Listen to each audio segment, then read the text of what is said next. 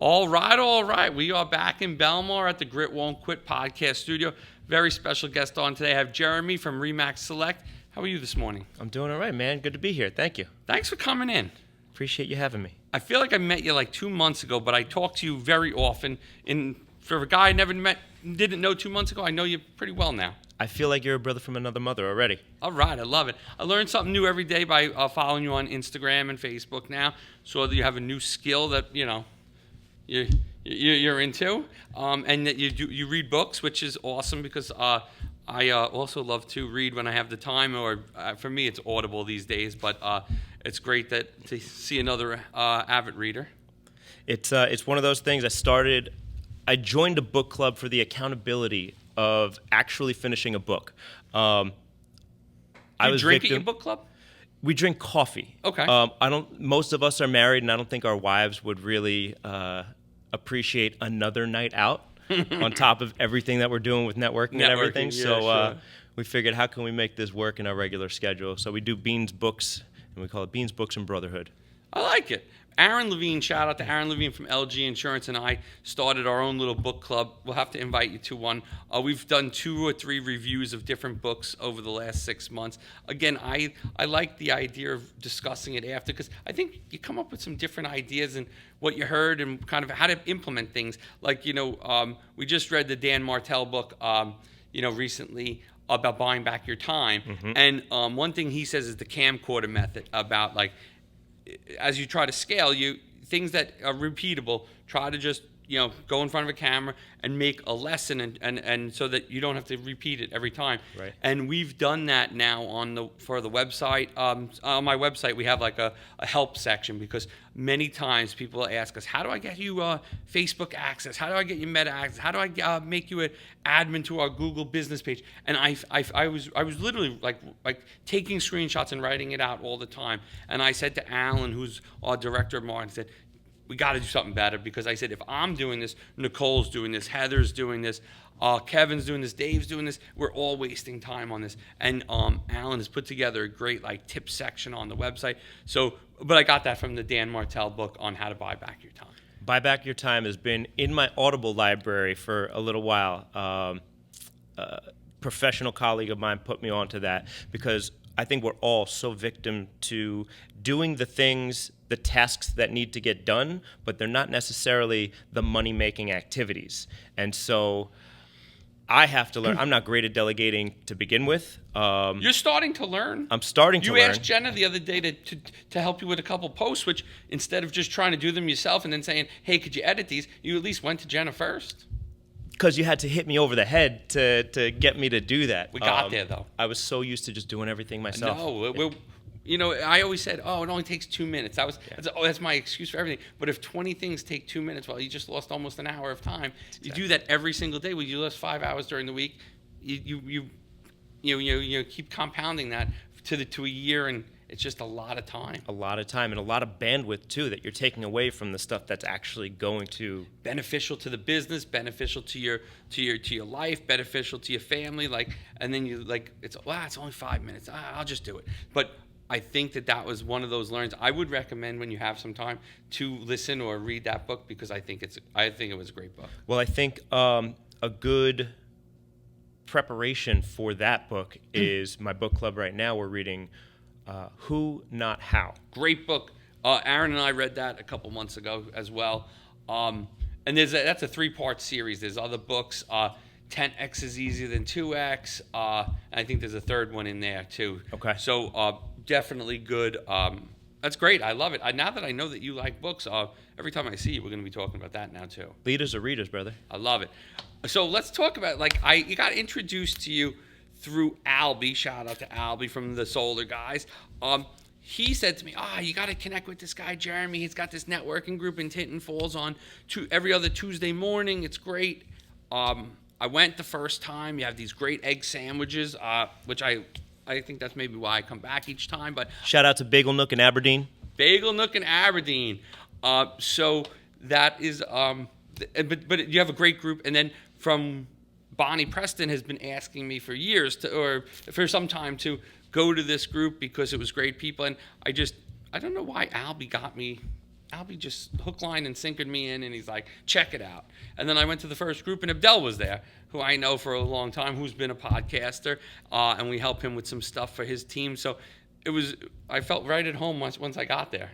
Well, you've been, first of all, a fantastic addition to the group. So I thank you for joining, taking on the marketing role and all of that. So it's only going to get better. It's only going to get better. We're only growing. This is just the beginning. We launched in June of last year. Okay.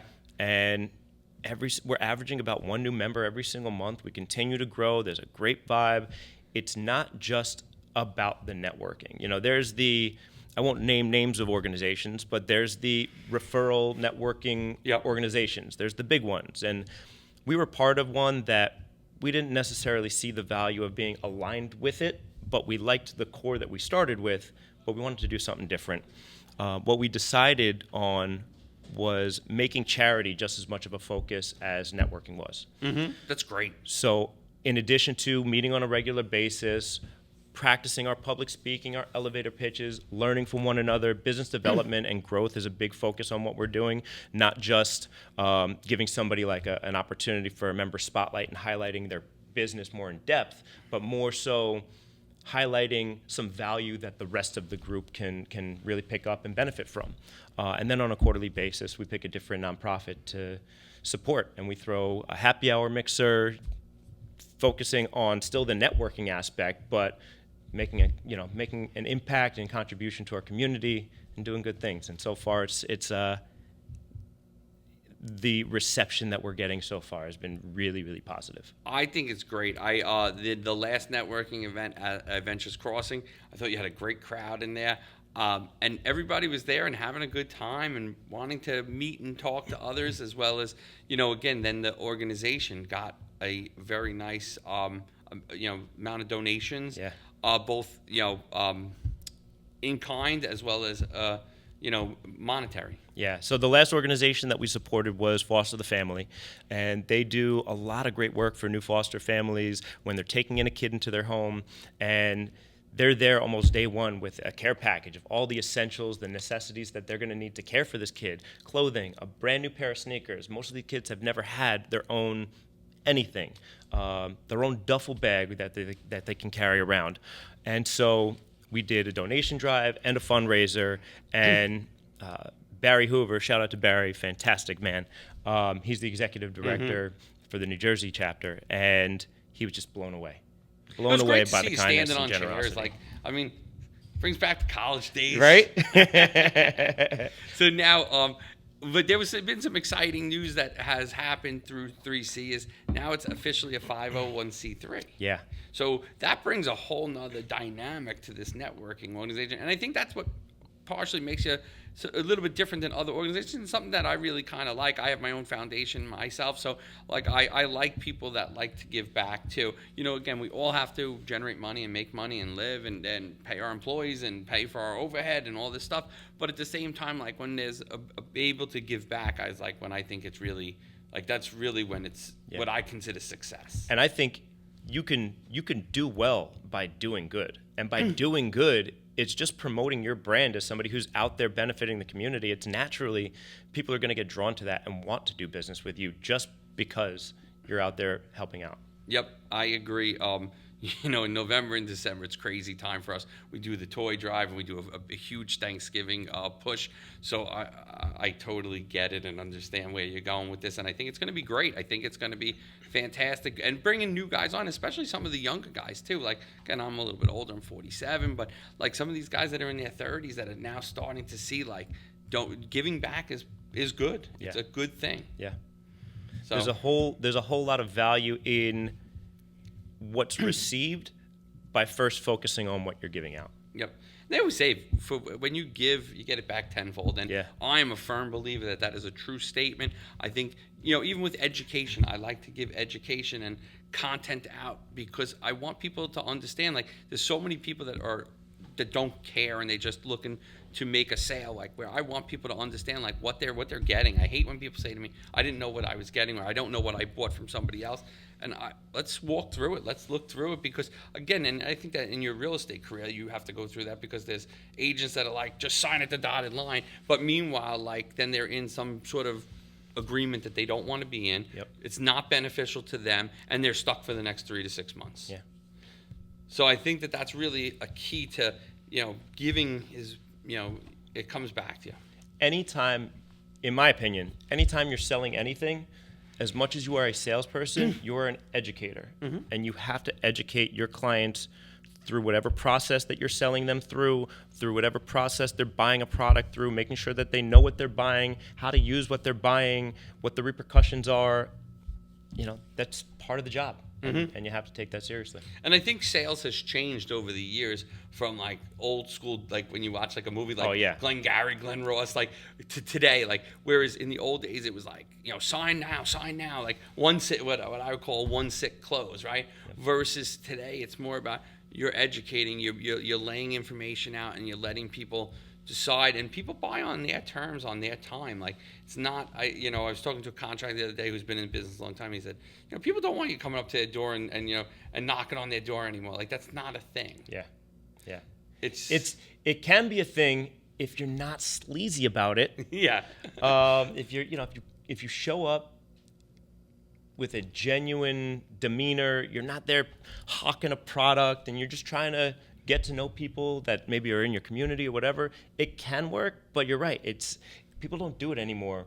People want to take the time, do their research, find out what their options are, and the likelihood of people closing on the first time is so much slimmer now because people have information at their disposal. Consumers are smart. They're not going to be taken advantage of, and they want to make sure they're getting a good deal and the best value. And the crazy thing is, sometimes then the consumer over researches and goes to YouTube and finds out, and then you're like, well, that's not actually how it works in practice. But you got to kind of tail them back a little bit, because like when someone goes on YouTube about how to do something on their car, and then the mechanic's like, yeah, that's not really how it works. Everybody watches Fixer Upper and thinks they can flip homes. Oh yeah, Totally different dynamic when it's in real life. Disaster in real life. Yeah. The amount of house flippers that are actually really truly successful at it is such a small number compared to how easy they make it they show you on the TV. My first flip, man, I made so many cardinal mistakes. You learn from the bumps that you get along the way. I feel like I got all of the bumps that you're supposed to learn in an entire career on my first transaction, on my first flip. But it's a lot of work. And people who think that, you just find a deal, you throw some money at it and get it done, like sometimes it works out like that, but a lot of times it's Where was your literal first blood, flip? sweat, and tears. Right in Aberdeen, in the A section of Strathmore. And was it a success at the end? It was a success. I lost money on it, but it was a success. I was very proud of the finished product. We sold it, and I was able to move on to the next one. And so you've learned a lot from it. I learned a lot from it. One of the biggest things I learned was in real estate, you make money when you buy, not when you sell. So many times I was so eager to just get my first deal under my belt that I tried to make the numbers work for me, and it doesn't work. Yeah, it doesn't work. But you've learned that now, so you won't make that same mistake twice. Yeah, and now I'm able to advise people through that when they want to get into investing and flipping too. So now, how did you get into becoming a real estate agent, and how did you get involved in RE/MAX? So I was, I joke that I'm a recovering financial advisor, and the pandemic really, it burned me out. I wasn't, the part of the business that I enjoy is being knee to knee with people and talking with them, problem solving, networking, and getting to know folks. And there's only so much of that I was getting like Zoom fatigue, and I was getting burnt out, not being able to do the part of the job that I liked. And then the part of the job that was kind of tedious for me, which was the investment selections, portfolio design. It was just, tedious, and I didn't enjoy it, and it helped me realize that this was not the field that I'm supposed to be in. And then I went back to the drawing board and decided to pursue something that was always an interest of mine. I wouldn't say at that point it was a passion, but it was always an interest of mine, and for all the reasons you tell yourself you can't do something, I never pursued it. COVID was a perfect opportunity for me to take the time that I wasn't commuting to then learning a new skill, networking through other means and getting to know the business, getting to know how to break in and what I'm even going to do in the career. Started fixing and flipping, had a couple partnerships that I brokered a bit of a partnership and we did a deal together. And then once that deal was over, I was also realizing I was missing opportunities not being a licensed agent, because I'm prospecting, I'm looking for deals to buy, but most people don't want to sell their homes for pennies on the dollar. It's a very special circumstance where a cash deal makes more sense than just putting it on the market. And so I was missing out on opportunities, decided to get licensed, and the partner that I was with at the time was an agent at RE/MAX Select, and so that's where I hung my hat. And in April of last year, I decided to go off on my own, and I've been in the Tinton Falls office since. Awesome. And now is it a passion of yours? Now it's a passion of mine. It's funny. I was so tired of selling when I left wealth management, and I didn't want to be in sales. I wanted to be like the big swinging, decision maker, acquisition guy, making $1 million deals and whatever. I soon realized that sales is sales. I'm still selling myself to people, but now that that's a shift, I'm not selling somebody else's product, I'm selling myself. It puts things into perspective. And I've never been more satisfied career-wise in my life. I have a passion for helping people, everything that I identify myself with. I'm a father, a husband, consumer advocate, now philanthropist, a teacher. I teach kids martial arts. Everything that I identify myself with is about giving back and making a contribution, elevating people and bringing people up. I'm able to do that in real estate as well with the background that I have in banking and wealth management. And it's a really nice synergy. It's working out nicely. That sounds perfect. It sounds like in that case, COVID was beneficial for you to be able to realize that you weren't doing what you love. Yeah, unfortunately, COVID was really tough for a lot of people. For me and my family, it turned out to be a blessing. That's great. And now that you're probably closer and you have more time with the kids and everything. Or not yet? The work-life balance is a struggle. Okay. It is a big struggle. I have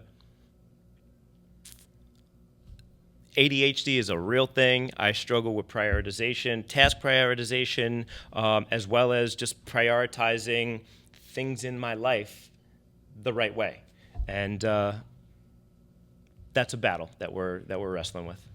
You seem so organized. That's the crazy part. When I see you in your notebook with your fancy handwriting and everything looks perfect, it seems like you have the priority set up there. I try to be. It's real easy not doing it one day and then that compounds to the next day and then the next day. It's real easy to fall off of a routine. Yeah, that's true.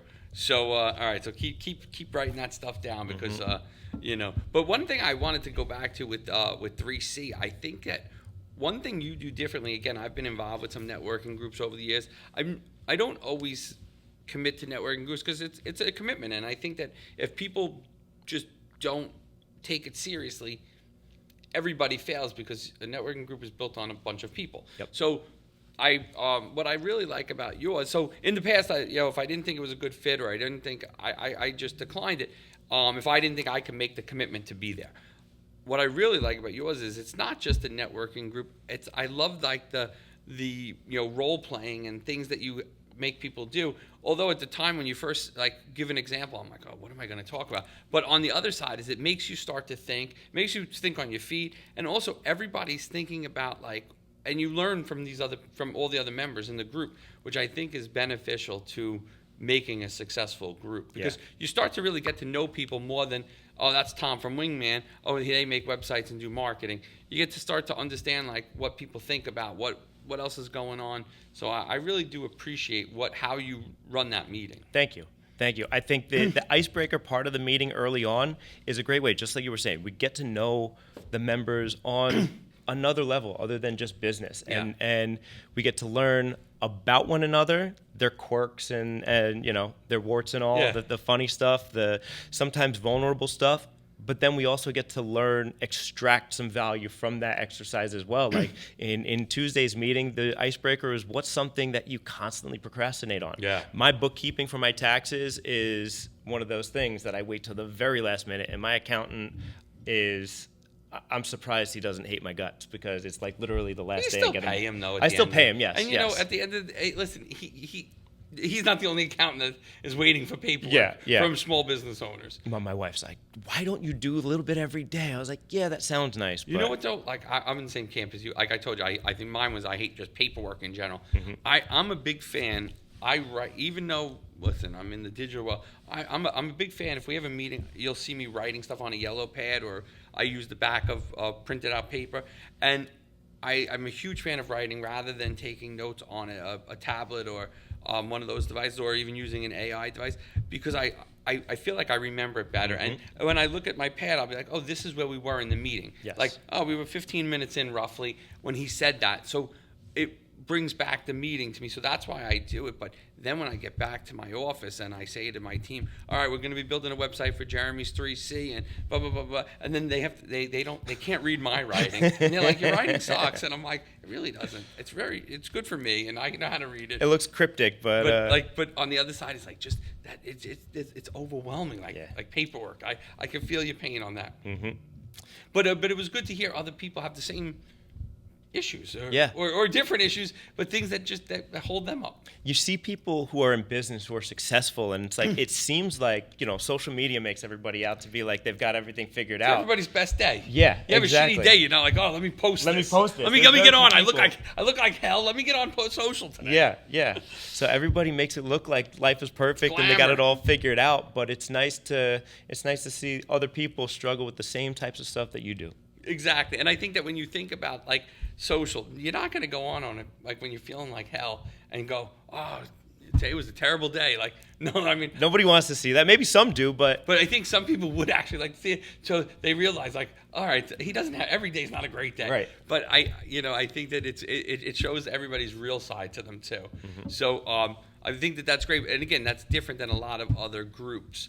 I'm involved in another group that is as good as in Red Bank. It's called Core Trusted Advisors. Small group of 10, and they always start with what were your wins for the week? Like what were your wins either professionally or personally? And that's also nice. Like you hear about about my kids did this, or this is happening at work. Like so, it's nice to kind of get people's real side, not just the business of the business. Yeah. Yep. 100%. So I really like that, and I think that with the nonprofit now, it's just going to explode. Like this is just going to take off. Now, how are you going to keep these meetings in your office because you're already outgrowing it? Yeah, that's something we're exploring. A few of our members have other office space that we can expand into, but we're growing. We're running out of space. I have a small office. I mean, that's a good problem. It is a good problem to have, right? Yeah, it really is a nice problem to have. Luckily, we've got great members. Yeah. We're cultivating a culture. And all the members that have joined so far, they get it. They see it. They see it. They see your get vision. it. Yeah. And so, luckily, I've got great members that we can kind of. Each member can host our meetings at their office. Maybe it's maybe we do one here. Showcase your office, and if you have a storefront or retail operation, members can showcase their spot and host the meeting there at the same time. We do a nice breakfast, and it's a really nice culture. That's great. I'm so excited to see it continue to go. Thank you. What other big plans we have for 2025 that everyone should know about? 2025. Well, the next event that 3C is going to be hosting is going to benefit the AUSA, the Association of the U.S. Army. They do a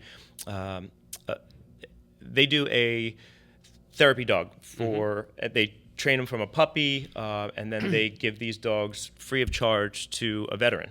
But there's real hard costs involved in that. There's hard costs. It costs them about $20,000 to $25,000 start to finish to train these dogs. The veterans involved, so that they can be involved in the training. They know how to interact and the commands and all of that. It's time consuming. It's expensive. And how long does it take to train a dog? Do you know? I forget the hours, but it's significant. It's significant. It's significant. They hire a trainer to do it. Like, it's not just like, hey, here's a dog for a veteran. Have fun with it. These are legitimate service dogs. So now that's going to be the next organization who's going to benefit from 3C. And when is that event? That's going to be June 17th. We're going to do it at Baseline Social in Oceanport, right in Fort Monmouth, which is kind of a nice connection. It's a nice connection, and AUSA, Ed Thomas, the president of AUSA, was just super grateful, but loved the idea of doing it at Fort Monmouth as well. So that's the next one. Jenna, get ready to get some emails out. That's it. We got the golf bays going. We're going to have the lobby right there. Yep. It's going to be a lot of fun. A lot of fun. That'll be great. All right. And I just want to let you know, all of the events that we do for these organizations, they're free. They're free for anybody to come, network, meet people, share business cards. There's door prizes. We just ask that you make a donation to the cause. Sometimes it's a straight fundraiser. Other times it's a donation drive for whatever supplies and materials that these organizations need. Just come with a donation, have a good time. That's fantastic. That's a great way to network and give back. And I love what you do, and I can't say enough good things. Thank you, brother. I love that you're a part of it. Thankfully, because of you, we actually have documented proof that we exist. The last two events that we did before you joined on, I kept saying, like, oh, I need somebody, after the first one, I was like, oh, I wish we had people taking pictures and documenting the success. It was great. And then the next one, I was like, guys, I'm going to do that. And then again, I'm so focused on making sure people are enjoying themselves and running around. You can't have that job. Smoothly. No. So thanks to you, we've got that covered. We got pictures from the last event. We got some video. And we're in the process of making a new website, so that's going to be great too. Because I think then we could have the member spotlights, and we could do all those other things that we've kind of discussed to continue to promote people. But I think we should also have like a nonprofit spotlight too. So everybody who's gotten helped or who's been a recipient of one of these networking events, we could show more about them. And then if they have a link to donations, keep it up there so that people could have the opportunity to donate if they didn't. Yeah. And I love that finally we're officially a nonprofit ourselves. Yeah. We're still operating the same way we always did, but there's a certain level of, I guess, legitimacy as an organization that comes along with, being a 501c3. Yep.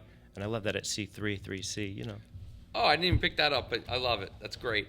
Well, this was a great conversation. I'm glad you came on today. As we wrap up today, let people know where they can find you. If it's 3C, if it's the real estate, if it's the jiu-jitsu, training, if it's just, your personal Instagram page, let people know how they can get in touch with you, how they can find you, and learn out more about all the great things you're doing. Appreciate you. So the real estate side of things, Jeremy_Remax.